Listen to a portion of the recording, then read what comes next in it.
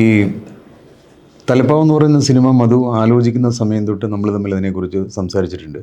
അപ്പോൾ അങ്ങനെ ഒരു വ്യത്യസ്തമായ ഒരു വിഷയം, വ്യത്യസ്തമായ കഥാപാത്രങ്ങൾ, ആ സിനിമയിലേക്ക് മധു എങ്ങനെയാണ് ആ ഒരു വിഷയത്തിലേക്ക് എത്തുന്നത് എങ്ങനെയാണ്?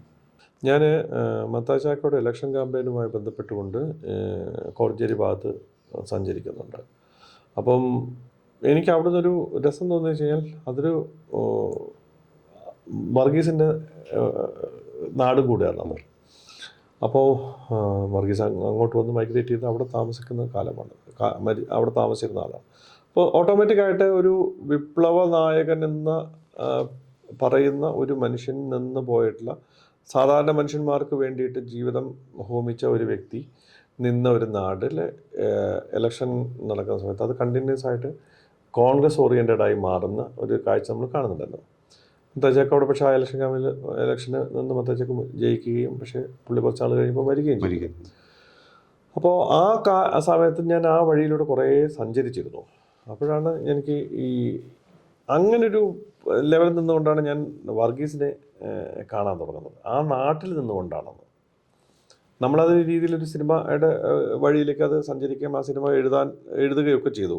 പക്ഷെ കുറച്ച് നാൾ കഴിഞ്ഞപ്പോഴാണ് അതല്ല, അതൊരു ഡോക്യുമെൻ്ററി സ്വഭാവമാകുന്നുണ്ടോ എന്ന് തോന്നിയിട്ടാണ് ഞാൻ അതങ്ങ് വിടുന്നത്. ഞാൻ എഴുതിയതൊരു ഡോക്യുമെൻ്ററി സ്വഭാവത്തിലേക്ക് മാറുമോ എന്നുള്ള ഒരു തോന്നലുമായിട്ട് നിൽക്കുന്ന സമയത്ത് തന്നെയാണ് ബാബുജനാണ് എൻ്റെ അടുത്ത് ഈ ഇതിനോട് വർഗീസിൻ്റെ ജീവിതവുമായി ബന്ധപ്പെടുത്തിക്കൊണ്ടുള്ള ഒരു കഥ എന്നോട് പറയുന്നത്. അപ്പം ഞാനത് കൊള്ളാം, അതൊരു വേറെ തരത്തിൽ ആലോചിക്കാവുന്ന സാധനമാണല്ലോ എന്നുള്ള അതിൻ്റെ പുറത്ത് നമ്മളിരുന്ന് വർക്ക് ചെയ്യുകയും ബാബുദേ ഫുൾ എഴുതി തീർത്തതിന് ശേഷം ഇദ്ദേഹത്തിൻ്റെ അടുത്ത് രാജുവിൻ്റെ അടുത്ത് പറയുകയും ലാലിൻ്റെ അടുത്ത് പറയുകയൊക്കെ ചെയ്തിട്ടാണ് അങ്ങനൊരു പ്രൊഡക്ഷൻ. തമിഴിലെ വളരെ ഒരു കാലത്ത് ഏറ്റവും പോപ്പുലറായ ഒരു നടനായിരുന്നു മോഹൻ എന്നുണ്ട്. അദ്ദേഹമായിരുന്നു ഈ സിനിമയുടെ പ്രൊഡ്യൂസർ. അപ്പോൾ അതൊക്കെ പെട്ടെന്ന് ഇങ്ങനെ വന്ന് ഞാനത് വലിയ കഷ്ടപ്പാടും ദുരിതമൊന്നും അനുഭവിക്കേണ്ടി വന്നിട്ടില്ല ആദ്യത്തെ പടത്തിന് വേണ്ടിയിട്ട്. പക്ഷെ അത് റിലീസ് ചെയ്യാൻ കുറച്ച് കഷ്ടപ്പെടൽ ഉണ്ടായെന്ന് മാത്രമേ ഉള്ളൂ. അതൊരു കാരണം വെച്ചാൽ എൻ്റെ ഒരു ആ സമയമായപ്പോൾ എൻ്റെ ഡിസ്ട്രിബ്യൂഷൻ മറ്റു കാര്യങ്ങളിലൊക്കെ തന്നെ ഉണ്ടായ കുറേ തലവേദന ഉണ്ടായിരുന്നു.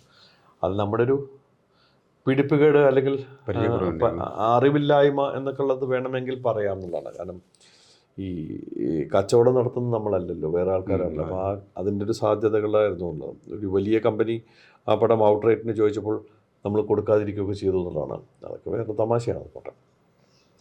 അപ്പോൾ അതുകൊണ്ട് അതൊരു ചെയ്തു വന്നു എന്ന് പറഞ്ഞു. പക്ഷേ ആ സിനിമ ചെയ്ത് കഴിഞ്ഞപ്പോൾ അതിൻ്റെ ഒരു നോൺ ലീനിയർ പാറ്റേണിലൊരു സിനിമ ചെയ്യുക 2008 അങ്ങനൊരു അതുവരെ സിനിമ കണ്ടുവന്ന ശീലങ്ങളിൽ നിന്ന് മാറിയ ഒരു നരേഷൻ കൊടുക്കുക, അത് ചെയ്യുക, അങ്ങനത്തെ ഒരു പരീക്ഷണം നടത്താൻ പറ്റി. ആ പരീക്ഷണം സക്സസ് ആയി എന്നുള്ളത് തന്നെയാണ്. പിന്നെ അതിനുശേഷം ഇപ്പോൾ ആലോചിച്ച് നോക്കുക, എത്രയോ സിനിമകൾ നോൺ ലീനിയർ ആണ്.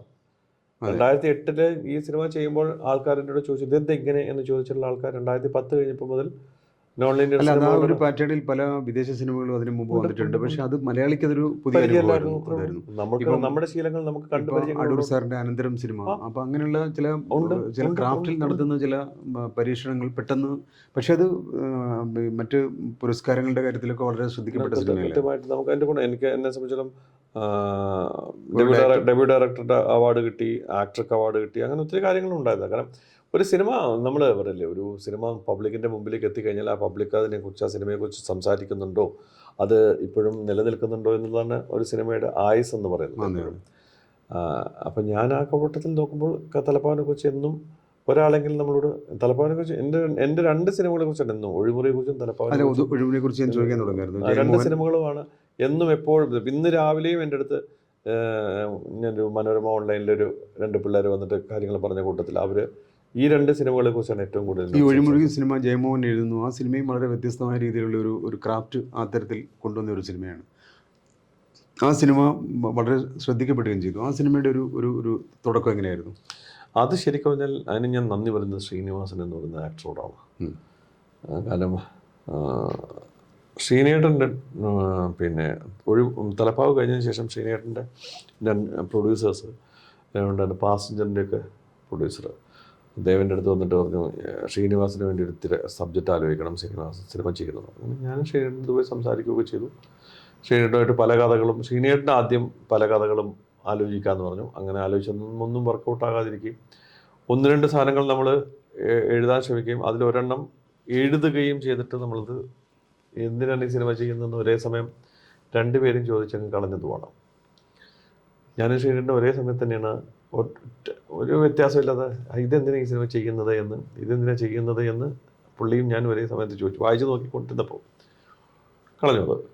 ആ സമയത്താണ് ശ്രീനേട്ടൻ പറഞ്ഞിട്ട് പറഞ്ഞു, ഒരു അച്ഛൻ്റെയും മകൻ്റെയും ഒരു കഥയെക്കുറിച്ച് ഇങ്ങനെ ഉണ്ട്, ഞാനതൊരു പുസ്തകത്തിൽ വായിച്ചതാണെന്ന് പറഞ്ഞിട്ട് തെക്കൻ തിരുവിതാംകൂറിൻ്റെ ഈ തിരുവനന്തപുരത്ത് പാറശാലയിലേക്കുള്ള ആൾക്കാരുടെ ജീവിതം എന്നൊക്കെ പറഞ്ഞുകൊണ്ട് ഇങ്ങനെ കുറേ കാര്യങ്ങൾ പറഞ്ഞപ്പോൾ ഞാൻ പറഞ്ഞത് ജയമോഹൻ്റെ ഉറവിടങ്ങൾ എന്ന് പറഞ്ഞൊരു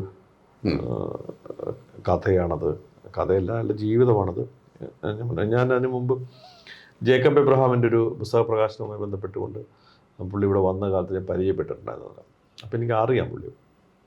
അങ്ങനെ ഞാൻ പുള്ളിയെ വിളിച്ച് ഈ കഥ ചോദിക്കുകയും ആ കഥ ഡീറ്റെയിൽ ആയിട്ട് ജയമോഹൻ വന്നിട്ട് ശ്രീനേട്ടൻ്റെ അടുത്ത് പറയുകയും ശ്രീനേട്ടൻ എൻ്റെ സ്ക്രീൻ പ്ലേ ജയമോഹൻ എഴുതുകയും അത് എഴുതിയിട്ട് വായിക്കാൻ കൊടുക്കുകയും ചെയ്തു. പക്ഷേ ശ്രീനേട്ടൻ അത് വായിച്ചോ ഇല്ലയോ എന്ന് എനിക്കറിയില്ല. എന്തായാലും ശ്രീനേട്ടൻ അതിനെക്കുറിച്ചൊരു മറുപടി പറയാതെ തള്ളി കൊണ്ടുപോയിരുന്നു. കുറച്ച് നാൾ കഴിഞ്ഞതിന് ശേഷം ഞാൻ ആ സബ്ജക്റ്റ് എടുത്ത് ഞാൻ ലാലിൻ്റെ അടുത്ത് പറഞ്ഞു. ലാൽ ഭയങ്കര സന്തോഷത്തോടു കൂടി നിന്നു. കാരണം സാൾട്ട് ആൻഡ് പെപ്പർ ഷൂട്ട് നടക്കുന്നതിന് തൊട്ട് മുമ്പുള്ളൊരു പീരീഡിലായിരുന്നു അത്.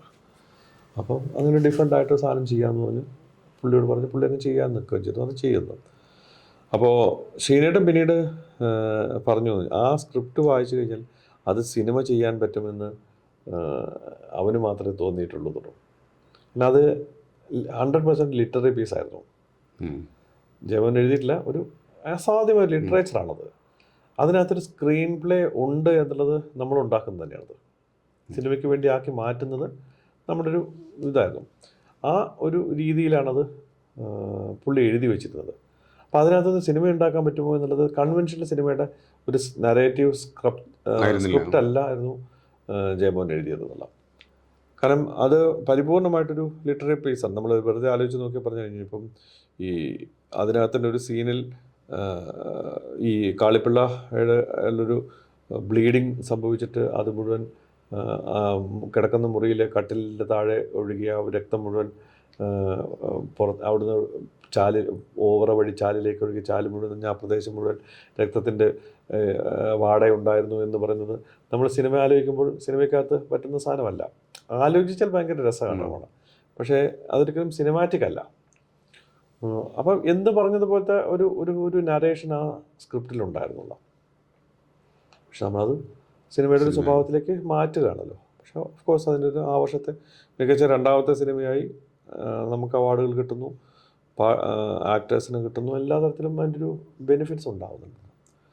അതും ഇതേപോലെ തന്നെ നമ്മളൊരു എൻ്റെ ഒരു 3 വർഷത്തോ അത്യധ്വാനം ഉണ്ട് അതിനകത്ത്. അങ്ങനെ കാരണം എല്ലാ ദിവസവും രാവിലെ ആകുമ്പോൾ തിരുവനന്തപുരത്ത് നിന്നും ജയമോഹൻ്റെ വീട്ടിലേക്ക് പോയും ഞാനും ജയമോഹനും കൂടെ നാഗർകോവിലും കന്യാകുമാരി ജില്ലയിലെ പല ഭാഗത്തും ഇങ്ങനെ നടക്കുകയും അവിടെയുള്ള ആൾക്കാരെ കാണുകയും അവരുടെ സംസാരിക്കുകയൊക്കെ ചെയ്ത് നമ്മൾ ആ സിനിമയുടെ ഒരു സോളിലേക്ക് കയറുന്നുണ്ട്. ആ സോൾ നമുക്ക് കിട്ടിക്കഴിഞ്ഞാൽ പിന്നെ നമുക്ക് ചെയ്യാൻ പറ്റും എന്നുള്ളത് തന്നെയാണ്. അങ്ങനെ തന്നെയായിരുന്നു ആ സിനിമ ചെയ്തതെന്നുള്ളത്.